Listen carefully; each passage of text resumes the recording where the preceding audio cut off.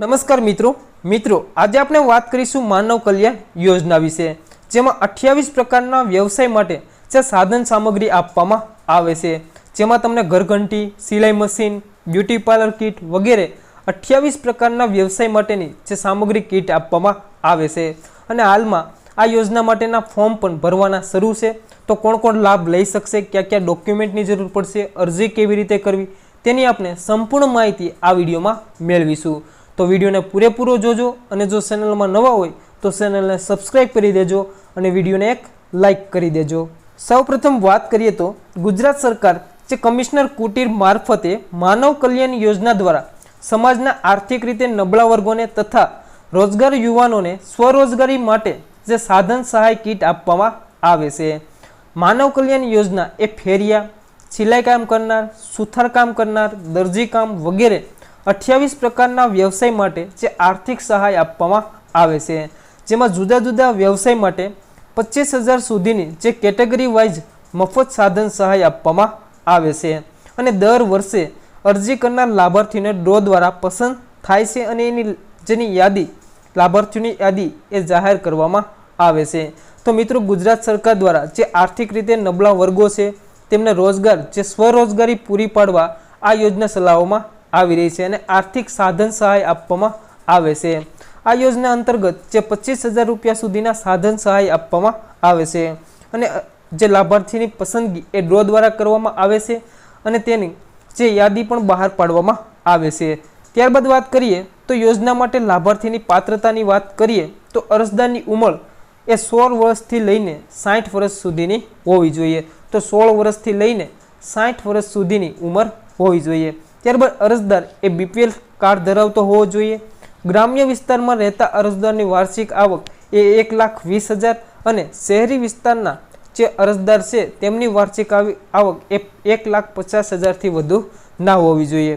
ત્યારબાદ વાત કરીએ તો અલગ અલગ વ્યવસાય માટે જે સહાય ધોરણની વાત કરીએ કે કયા વ્યવસાય માટે કેટલી સહાય આપવામાં આવે છે એમની વાત કરીએ તો કડિયા કામ માટે જે 14,500ની સહાય આપવામાં આવે છે। સેન્ટિંગ કામ માટે 7,000, ત્યારબાદ વાહન સર્વિસિંગ અને રિપેરિંગ માટે 16,000 રૂપિયા, મોચી કામ માટે 5,450, દરજી કામ માટે 21,500, ભરત કામ માટે 20,500, કુંભારી કામ માટે 25,000 રૂપિયા। ત્યારબાદ વિવિધ પ્રકારની ફેરી કરતા હોય તો તેમના માટે છે 13,800, પ્લમ્બર માટે 12,300। તો એવી રીતે દરેક વ્યવસાય માટે અલગ અલગ સહાય આપવામાં આવતી હોય છે, જેમાં સાવરણી સુપોળના બનાવતા હોય તેમના માટે 11,000 રૂપિયા, પંચર કિટ બનાવતા હોય એમના માટે 15, ત્યારબાદ ફ્લોર મિલ જે એટલે કે જે ઘરઘંટી ચલાવતા હોય એમના માટે 15,000ની સહાય, મસાલા મિલ બનાવતા માટે જે 15,000 રૂપિયાની સહાય। એવી રીતે અલગ અલગ કેટેગરી વાઇઝ તમે અહીં જોઈ શકો છો કે બધાને અલગ અલગ સહાય આપવામાં આવતી હોય છે। હવે વાત કરીએ કે યોજનામાં લાભ લેવા માટે કયા દસ્તાવેજોની જરૂર પડે, કયા ડોક્યુમેન્ટની જરૂર પડે એમની વાત કરીએ તો સૌપ્રથમ તો અરજદારનું આધાર કાર્ડ, ત્યારબાદ અરજદારનું રેશન કાર્ડ એટલે કે બીપીએલ રેશન કાર્ડ, ત્યારબાદ વાર્ષિક આવકનો દાખલો, ત્યારબાદ ઉંમર અંગેનો પુરાવો, ત્યારબાદ રહેઠાણનો પુરાવો જેમાં તમે ઇલેક્ટ્રિક બિલ લઈ શકો છો, ત્યારબાદ જાતિનો દાખલો, તમે એસસી એસટી ઓબીસી જે જાતિમાંથી આવતા હોય એ જાતિનો તમારે દાખલો પણ જે આપવાનો રહેશે। ત્યારબાદ જો કોઈ વ્યવસાયિક તાલીમ લીધી હોય તો તેનું પ્રમાણપત્ર તમારે આપવાનું રહેશે। તમે કે તાલીમ લીધી હોય અન્ય કોઈ પણ જગ્યાએ તમે ત્યારે કોચિંગ કરેલું હોય અથવા તો ક્યાંય તમે શીખવા ગયેલા હોય તો ત્યાંનું તમારું પ્રમાણપત્ર હોય તો તે આપવાનું રહેશે। ત્યારબાદ અભ્યાસનો પુરાવો, તમે કેટલો અભ્યાસ કર્યો છે તો તેની માર્કશીટ આપવાની રહેશે। ત્યારબાદ પાસપોર્ટ સાઇઝનો ફોટો। તો આટલા ડોક્યુમેન્ટની જરૂર એ તમારી યોજનામાં લાભ લેવા માટે અરજી કરવા માટે જરૂર પડશે। ત્યારબાદ અરજીની વાત કરીએ તો કમિશનર શ્રી કુટીર અને ગ્રામ ઉદ્યોગ જે કચેરી બ્લોક નંબર 7 બીજો માળ, ઉદ્યોગ ભવન, ગાંધીનગર। માનવ કલ્યાણ યોજના વર્ષ 2024 પછી જે માનવ કલ્યાણ યોજના હેઠળ ગુજરાતના આર્થિક અને નબળા વર્ગના લોકોને સહાયભૂત થવા માટે ટ્રેડ વાઇઝ સાધન અથવા તો ઓજાર સ્વરૂપમાં સહાય આપવામાં આવે છે અને યોજના હેઠળ લાભ મેળવવા માટે ઈચ્છતા અરજદારો અથવા તો લાભાર્થીઓએ અરજી એ ઈ કુટીરની જે વેબસાઇટ છે જે ekutir.gujarat.government.in પર તમારે જઈને ઓનલાઈન ફોર્મ ભરવાનું રહેશે અને ફોર્મ ક્યારથી શરૂ થઈ ગયા છે તો 3/7/2024 થી જે ઓનલાઈન અરજી કરવાની શરૂ થઈ ગઈ છે।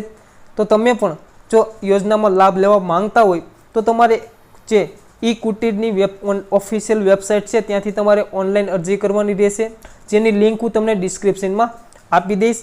અને અસલ ડોક્યુમેન્ટ તથા ફોટો એ ઓનલાઈન રીતે અપલોડ કરવાનો રહેશે. તમારા ઓરિજિનલ ડોક્યુમેન્ટ એ ઓનલાઈન અપલોડ કરવાના રહેશે. અને ગયા વર્ષે જે અરજીઓ મંજૂર થયેલ હોય પરંતુ ડ્રોમાં પસંદગી પામેલ ન હોય તેમને અરજી કરવાની રહેશે નહીં. જો તમે ગયા વર્ષે તમે અરજી કરેલી હોય અને તમારા ડ્રોની અંદર નામ ન આવ્યું હોય તો તમારે ફરી અરજી કરવાની રહેશે નહીં. અને તમે તમારા ગામની અંદર જે વીસી ખાતે પણ ઓનલાઈન અરજી કરી શકો છો અને વિનામૂલ્યે ફોર્મ ભરી શકો છો. તો મિત્રો 3/7/2024થી અરજી એ શરૂ થઈ ગઈ છે. જો તમારે પણ લાભ લેવો હોય તો તમે પણ ઓનલાઈન ફોર્મ ભરી શકો છો.